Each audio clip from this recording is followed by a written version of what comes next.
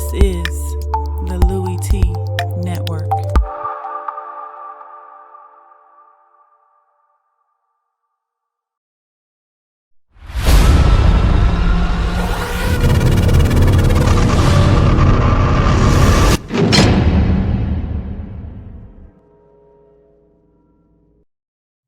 Who else could it be?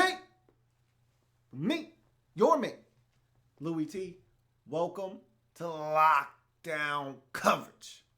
Your man Louie Tee is covering the entire National Football League like a blanket. Week number 4 in the National Football League. The Oakland Raiders taking on the Baltimore Ravens. Huge matchup in the AFC. You never know what these games are going to mean in week 4, but you're talking about a 3-0 Ravens team taking on a 2-1 Oakland Raiders team. Don't know the ramifications now, but we could look back on this game later in the season and say that one was a big one.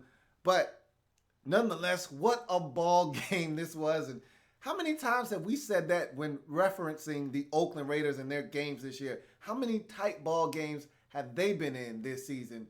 A lot of entertaining stuff to dive into with this breakdown, and we're going to do that in a second. But first and foremost, if you're new to the channel, welcome to the Louie Tee Network, and subscribe to the Louie Tee Network for more great content in 2016 and beyond. Also, I'm on Twitter. @InTheLabRoom is the Twitter handle. Make sure you go ahead and follow me for updates on future shows and things of that nature, and some good tweets every now and then. And then also I'm on Facebook. In the Lab Room is the Facebook page. Likewise, a lot of updates, a lot of different content up there as well. So go ahead and thumbs up that Facebook page as well. But let's jump into this breakdown, man. What a ball game this was. This was fun to watch. Ravens coming into this game undefeated at 3-0. Raiders looking to get their 3rd consecutive road victory to start this season. And so let's jump into this likes, dislikes, banana in the tailpipe for this matchup. As I always do, I start with the road teams and their likes for the first half. So we're going to start with the Raiders and their likes in the first half of this ball game. Raiders specials in this game. We talked about this a couple weeks back, and how it's important, how it's imperative that the Raiders, and really any team in this league, win 2 out of the 3 phases of the game, especially for the Raiders, being that their defense hasn't been the greatest to start this season off. You need to win special teams. You can't give up an advantage there. And because their offense is so good, if you could just get something out of the special teams unit, you'll probably win most games with this Raiders football team. And I thought the Raiders specials in the first half was dynamic.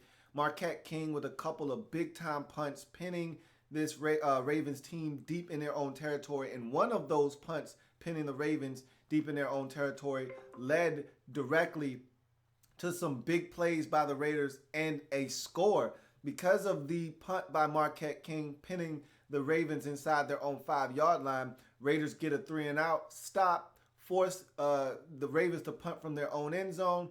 They get a great return from Jalen Richard, setting them up 1st and 10 inside the Ravens 20. The very next play, Derek Carr finds Seth Roberts in the end zone, and just like that, you're on the scoreboard. It's those types of plays in sequence with one another that can win you the ball game. Those are game-changing plays. They go unnoticed sometimes. They're called the hidden yards, but the Raiders were able to get some points off of special teams in this game, and so that's huge in my book. Red zone offense. The Raiders continue to be one of the best red zone offense teams in the league. 26, maybe even be up as far as 27 now, consecutive red zone possessions that end in a score for the Raiders, the longest streak in the NFL currently. And they started this season red hot. I think it's now up to 12 touchdowns and maybe at 11. 10 of 11 possessions into the red zone have resulted in touchdowns, or maybe 11 out of 12 now after that final touchdown in the game. Either way, this Raiders team is systematically taking teams apart in the red zone, whether it be the right arm of Derek Carr, the 4-car, or on the ground. They're getting in the end zone once they get inside the red zone, and that's huge. You know my mantra, you know my motto. field goals don't win games, touchdowns do. And the reason the Raiders are 3-1 right now is because they scored touchdowns. They do not settle for field goals in the red zone. You saw it again in this ball game. Corey James, the ubiquitous Corey James. The man was everywhere in the first half of this game. That's the reason why they inserted him into this lineup, because he has the opportunity and the talent to make a difference. You saw it in this game. He was everywhere in the first half, out on screens, in the backfield making tackles, out in coverage, making open field tackles. Corey James, to me, was a difference maker, especially in the first half of this game. It's not a coincidence that the Raiders defensively looked much better last week in the win on the road versus the Titans, and in this game versus the Ravens, despite giving up 27 points. We'll talk about how the Raiders gave up 27 points a little bit later on. This defense looked much better, and it starts with Corey James making plays at the linebacker position. He looked good, especially in the first half. The Khalil Mack effect. Khalil Mack was back. Return of the Mack. Oh, yeah. Return of the Mack. Good to see Khalil Mack back in full effect for the silver and black. His presence was felt in this ball game, especially in the first half, not by notching a sack, not by making tackles for loss, but by drawing holding penalties. You can destroy a drive with just one holding penalty, and he was able to induce two of them in the first half. They could not block him with one man early in this ball game, and later on, he would notch his first sack of the season. Khalil Mack starting to get going, and I think the Raiders finally figured it out. They've been doing a lot of these exotic things and trying to be cute.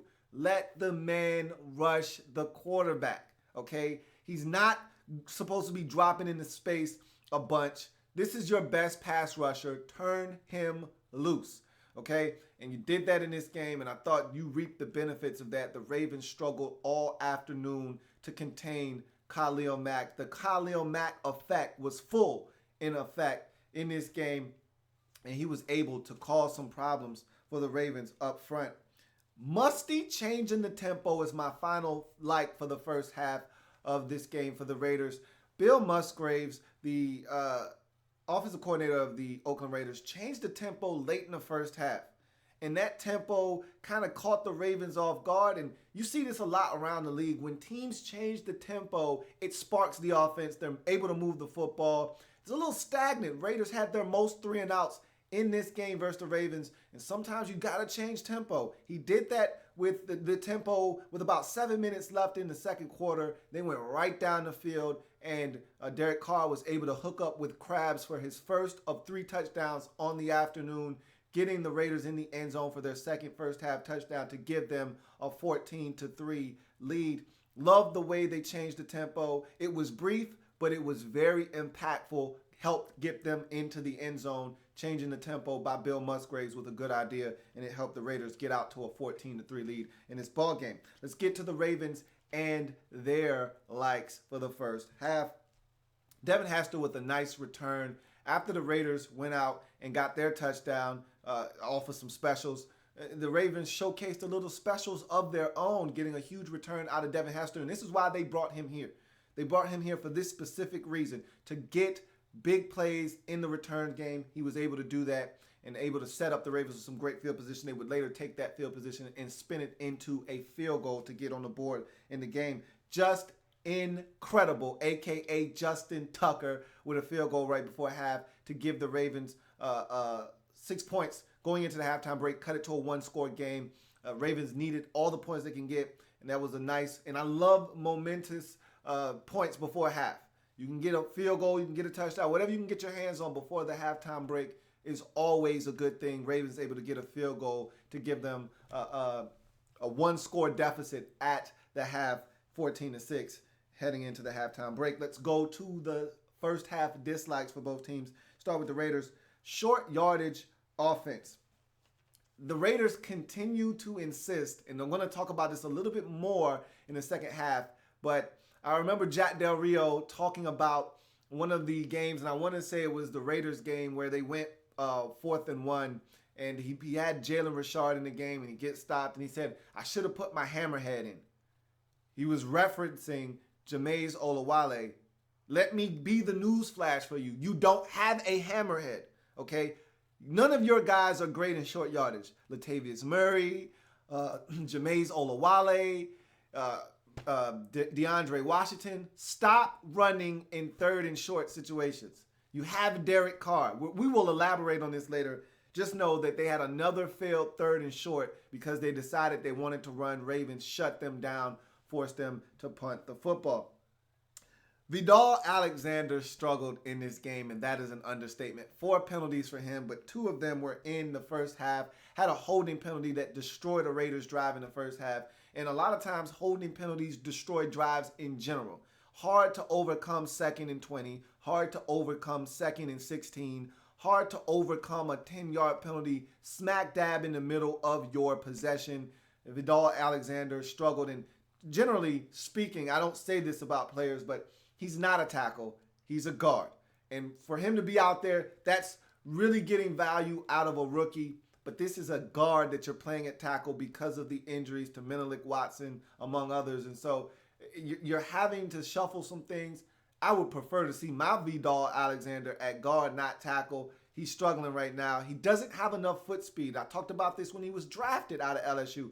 He doesn't have enough foot speed to be outside at tackle. He's a big guy. He's a big, massive man. He's supposed to be inside being a plotter, not outside looking to move his feet, get out of his stance. He's going to lose the foot race, and he's going to have to use his hands, and that's going to lead to holding penalties, as you saw in this game. He struggled big time. 4 penalties for Vidal Alexander and a couple of big ones in the first half that stunted Raiders' drives. Go to the Ravens and their first half dislikes. Early penalties really hurting the Ravens.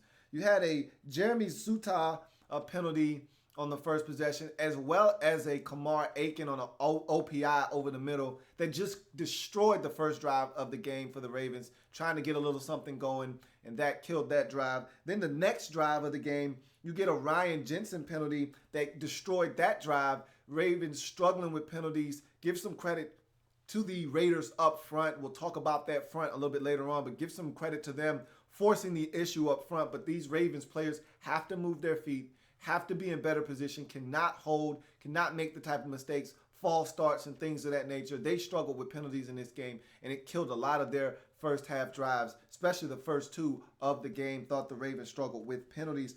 Flacco's inaccuracy, and I thought he was inaccurate on this day. A lot of passes off his back foot. Again, give credit to the Raiders defense for a lot of those issues. He was not comfortable all day in the pocket, had to move quite a bit, and was never really able to set his feet and deliver the football. There's one play in the first half. Steve Smith is wide open on a corner route, and Joe Flacco isn't even close. And if he hits him, this is probably a good 25 to 30-yard gain. And with the way the Raiders tackle in the secondary, if he could have found David Amerson somehow, some way, which he wouldn't have because that was Sean Smith's side of the field, but if he could have found some space, he might have been able to even make more yardage out of it. But there wasn't a Raider around, and he just flat out missed Steve Smith. And that inaccuracy cost them later in the game. We'll talk about that again as well. Let's get to the second half and the likes for the Raiders in this game. Consistent pressure put on Joe Flacco by this Raiders front. Give some credit to that Raiders front for being disruptive all day long. I want to really shout out Danico Autry. I thought he had a tremendous game. You're not going to hear his name often, and he didn't get a sack, but he consistently, along with Khalil Mack and Bruce Irvin, to me, put pressure on Joe Flacco the entire afternoon. Flacco was not comfortable in the pocket. A lot of rolling out, a lot of him trying to buy time. Speaking of which, this next was a huge one in this game. Bruce Irvin with the forced fumble. Here goes that name again. Danico Autry with the recovery. Bruce Irvin had probably his best game as a Raider in this game. He was all over Joe Flacco, hurrying him, harassing him. Likewise with Autry. I just thought that the front of this Raiders football team did them a lot of justice in this game, allowing the guys in the back half to just have to cover and not have to cover for an elongated period of time. The front really helped out the back end, and that's how it's supposed to work, in unison with one another. Huge play by Bruce Irvin to force the fumble, led to some more Raider points in this football game. The next is Krabs and his hat trick in this game. 3 touchdowns for Krabs. And I got a little bit of a theme here, and it's called What About Krabs? Because everyone that I talked to, especially early in the season, wanted to talk about the AC/DC connection. I said, what about Krabs? What about the AC/MC connection? What about that one? And I had one guy tell me, we need to draft a number 2 receiver. I said, what about Krabs? He said he's not good anymore. I said, what about Krabs?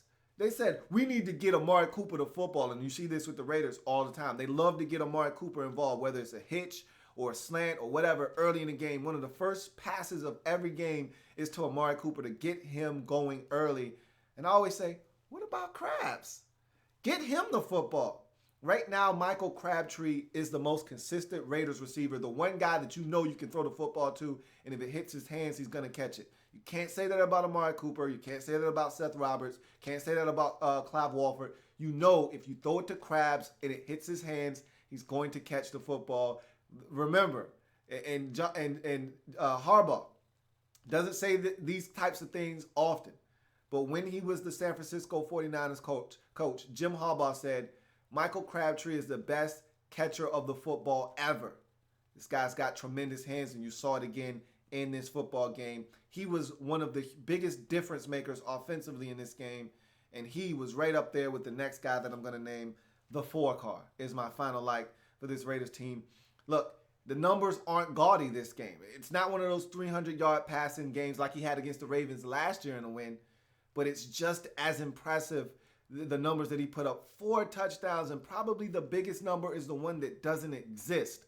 No turnovers, no interceptions in this game from Derek Carr. He continues to shred defenses without turning the football over. If you can win in the turnover plus or minus column, you're going to win a bunch of ball games. I believe the Raiders may have broken even in this game. 2 fumbles, 1 by each team in this game. But nonetheless, Carr isn't turning the football over, and he's clutched down the stretch. When his team needs a drive late, he's giving it to them. They were down in this ball game 21-27 late, and he got the football with some great field position, and he made the Ravens pay, going right down the field in about 6 plays and capping it off with a beautiful throw to Krabs, back of the end zone, touchdown. Raiders take the lead. That's what leaders do. That's what blossoming, developing quarterbacks do. He's turning into a star right before our very eyes. Raiders have themselves a good one in the 4 car. Let's go to the Ravens and their second half likes. Gutsy 4th and 1 call.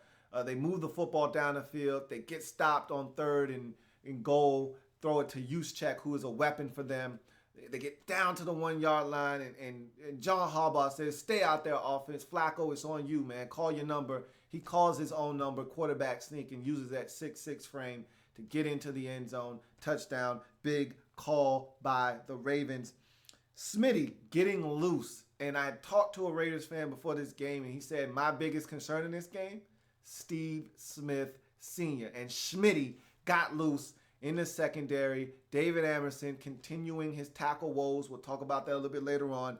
Breaks loose, gets into the end zone. Another buck and some change versus this Raiders defense for Smitty. He killed them last year in Oakland, killed him again in this football game. Fumble forced by Lawrence Guy, and the capitalization of that turnover force. Not only is it something to force the fumble of DeAndre Washington, but to get it and then have the Ravens offense go and get touchdown off of it is huge. You can force all the turnovers you want. If you're not generating points off those turnovers, they don't sting as much. That's a huge capitalization of the turnover by the Ravens, turning that turnover directly into 7 by getting into the end zone. And Terrence West, wake up, Mr. West, Mr. West. Terrence West inserted into the starting lineup. They deactivated Justin Forsett, gave Terrence West the start, and he made it pay off. 21 carries, over a buck and some change, and a touch. Terrence West was magnificent in this game. Got a nice run late in the game on a draw that set up the Ravens in a position to potentially get the game-winning field goal. I thought Flacco was horrible on that last drive. We'll talk about that here in a second. But West did his job to put the Ravens in a position to win this game. We know the Raiders struggle stopping the run, and he made them pay in this game by getting chunks of yardage on a number of carries on his way to over 100 yards rushing. Let's get to the second half dislikes for both teams. Missed opportunity on the West fumble. Huge hit by Corey James. I talked about Corey James and him being ubiquitous. In the second half, West has another one of these big chunk runs. And as he's spinning to try to get extra yards, Corey James lights him up from behind. Ball comes out. Raiders, there's about 6 Raiders around the football, and somehow Jeremy Zuttah comes out of that pile with the football. The one purple jersey that was there found a way to wrestle that football away. How? I don't know. Don't ask me. The Ravens recovered that football. Raiders had a golden opportunity to generate another turnover and missed that opportunity. Ravens later on would go down and score on that possession, so that one did sting. Continued persistence to run in short yardage. So we have another short yardage situation, 3rd and 1 deep in Ravens territory, and they decide to run a pitch. What are you doing, Raiders? Okay, Bill Musgrave gave him credit earlier. What are you doing? Jack Del Rio, what are you doing? Stop running in 3rd and short situations. You have Derek Carr. You got the 4 car now. You don't have to do that anymore. More and more increasingly, 3rd and short is turning into a passing down. For teams that can run it, you run it. The Raiders can't run it. So stop trying to fit a square peg into a round hole. Throw the football. You've got capable weapons. How many times on 4th and short have we seen Derek Carr connect with Crabtree for a conversion that you had to have in the end zone or a 2-point conversion? Throw the football on 4th and 3rd and short. Derek Carr is trustworthy. He's shown you that this year. Stop trying to run in short yardage situations. It's not working. Raiders dodged a bullet. Huge penalty on the Raiders. Vidal Alexander, yet again, getting a penalty. But instead of the Ravens declining, and we'll talk about that in a second, they accept, and Derek Carr made them pay with a 16-yard completion essentially on 3rd and 16. Let's go back to the likes for the Raiders, or dislikes in the second half. David Amerson's tackling woes continue. Out in space, David Amerson has been a revelation for this Raiders team since coming on board last season.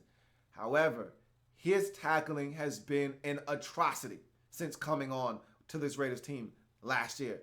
He's probably the worst tackling member of that secondary, and out in space, he's an embarrassment, and it continued in this game. Steve Smith catches a crossing route over the middle of the field, breaks a tackle, and off to the races he goes into the end zone for Smitty. And if Amerson makes that tackle, there's no guarantee that this Ravens drive results, A, in points, B, in a touchdown, more or less. And so just make the tackle. Amerson struggles to do that. For as good as he's been as a cover corner for the Raiders since coming over, he's been equally as poor tackling out in space. He did it again in this game. DeAndre Washington's fumble. Can't have it. The young fella has to tighten up late in ball games. This fumble could have been critical. It almost cost the Raiders this game. You're up in the ball game. You give up this fumble. Ravens not only take that fumble and turn it into points, but they get a 2-point conversion and go up 6. That could have been a huge, huge fumble in this game. If the Raiders lose, DeAndre Washington is kicking himself, and the Raiders are upset at the young fella for putting the church's money on the floor. Can't lay the ball on the carpet. DeAndre Washington has to be better. You go to the second half dislikes for the Ravens in this game. Zuttah with another penalty on the first drive, just like he had in the first half on the first drive, that killed the offensive drive of the Ravens. They end up having to punt, and guess what you get on the punt? A penalty by Kamar Aiken for fair catch interference. What are you guys doing? Gave the Raiders great field position again, and they would have been pinned inside their own 15. You can't have those types of mistakes, especially against an explosive offense like the Raiders. Too many mistakes for the Ravens in this ball game. Flacco with the fumble. He's a veteran. He should know better. You get outside the pocket. You have to be more aware of your surroundings. He allows Bruce Irvin to come from behind, strip him of the football. It's recovered by Danico Autry, leads directly to Raiders points. Can't have those types of mistakes against teams that are opportunistic like the Oakland Raiders. Chasing points. John Harbaugh is one of the best in late game situations. He's one of the best at knowing when and when not to go for two. He's one of the best coaches in the league, period. So I was surprised to see him chasing points in the third quarter. You don't chase points in the third quarter. You chase points in the final frame and the final frame alone. You don't go for two when the score is 14-12 with 3 minutes and some change in the third quarter. I understand not a lot of points have been scored at this point in the game. I get it. I understand. But you know you have a lot more possessions. You don't go for two there. It ended up costing them because guess what? The Ravens lost this game by a single point. You kick that extra point and you go for two later, which you ultimately got on the Mike Wallace 2-point conversion. And this is a tied ball game at 28, not a loss 27-28. Bad execution, bad coaching by Harbaugh there. You don't chase points in the third quarter. You know the rules to the game. Play. He broke one of the rules and his team had to pay at the end. Harbs accepting a 3rd-and-1 penalty. Look, I understand it's a personal foul. I want to say it was a personal foul. It was a holding, one or the other. I understand you accept the penalty. I get what you were trying to do, but it was 4th down. The Raiders would have took that penalty. Raiders would have took that opportunity to kick a field goal. You would have stopped them, and you don't expect your defense to give up 3rd and 16, but they did, and this Raiders offense is capable of converting 3rd and 16, and so you put yourself in a position where you allowed the Raiders to go for it on 4th down, and they converted. You should have taken the penalty, declined the penalty, forced them in 4th and 6 to kick the field goal, which they would have done. Maybe you win this football game. I just thought Harbs outthought the game in this particular ball game, and I thought his coaching woes and decisions cost them in this game, and that doesn't happen often with John Harbaugh, but I thought Harbs made some poor decisions, and it cost his team late in this ball game. Weddle drops an interception. I talked about how good Derek Carr was and how he didn't turn the football over, but he made one mistake late. Right before the Crabs touchdown, the final one of the game that gave the Raiders the lead, he threw a pass over the middle. Eric Weddle got both hands on that football. That's why they brought him here, to make plays like that, to close out ball games.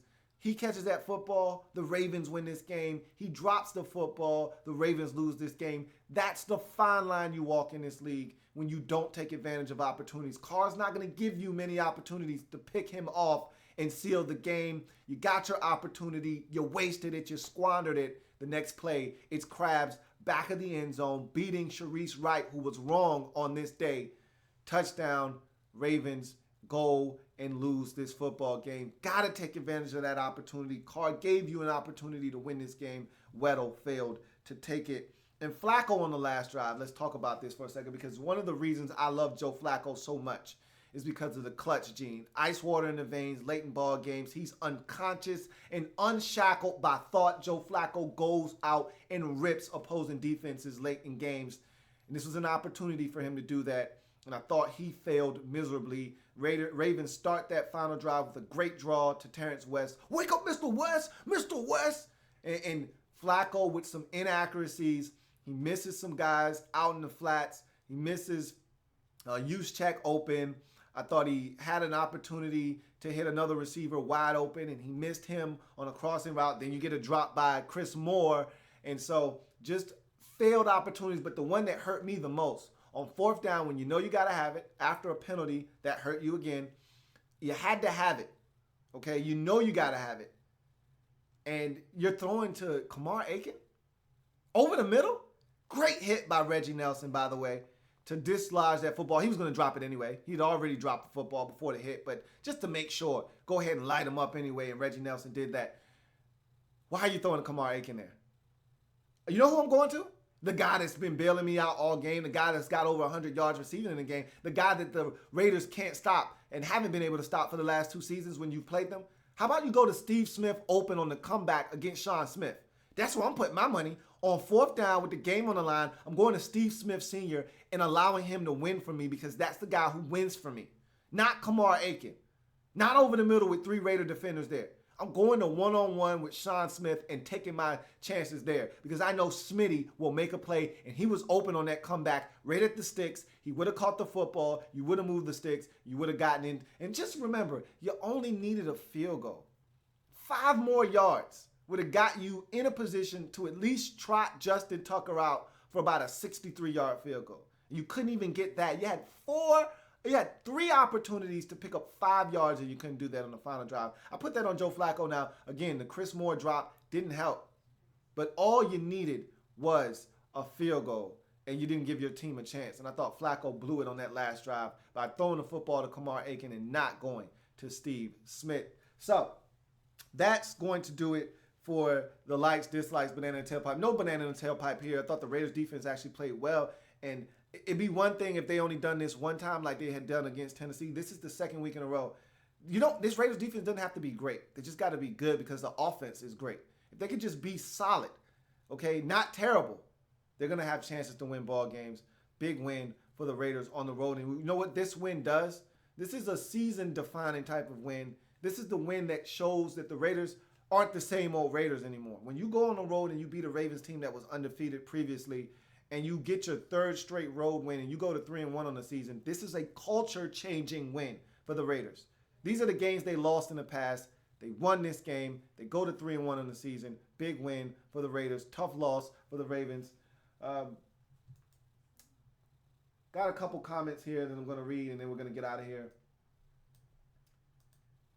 Just looking at the stats, this is from Captain Spartan 04. Why is Joe Flacco throwing 52 times? Good question, especially when they're having success running the football. But the penalties that they had in this game dictated that he had to throw. They had a bunch of penalties that put them in long down and distance situations, which forced Flacco to have to throw the football.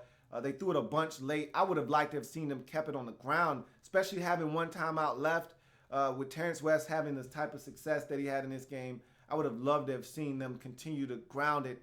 The Raiders were struggling to stop the run, so I would have liked to have seen them run it more. But when you're put in situations where guys are having penalties and pushing you back, you got to throw the football to try to dig yourself out of those holes.